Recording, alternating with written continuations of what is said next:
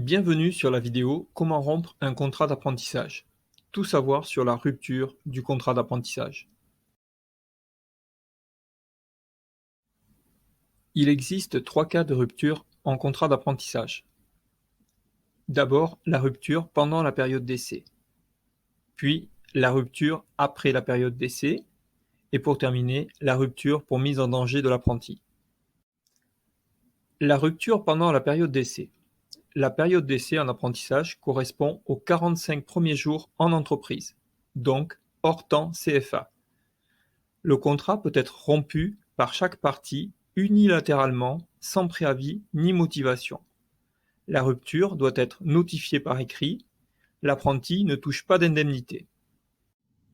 La rupture après la période d'essai. Rupture d'un commun accord entre l'employeur et l'apprenti. Il n'y a pas de préavis et la rupture doit être notifiée par écrit et signée par chaque partie.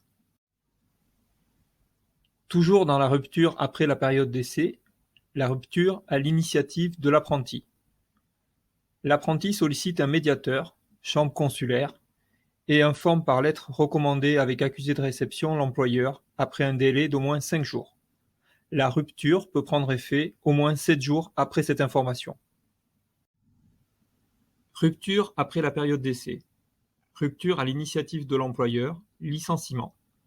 Le licenciement doit être motivé et justifié, pour faute grave, ou force majeure, ou inaptitude, ou exclusion de l'apprenti du CFA.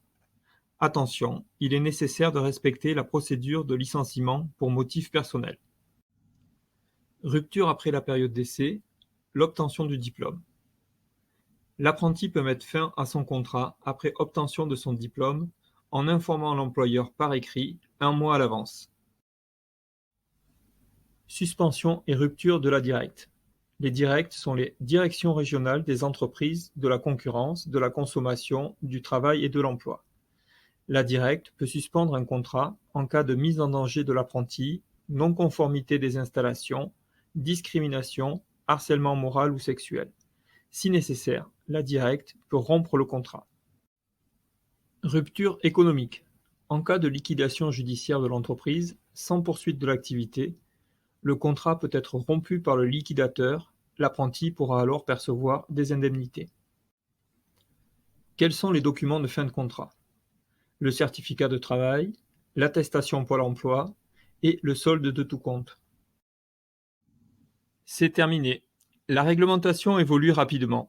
Vérifiez toujours l'actualité des textes avant de prendre des décisions importantes. Si vous avez aimé cette vidéo, merci de mettre un like. À bientôt!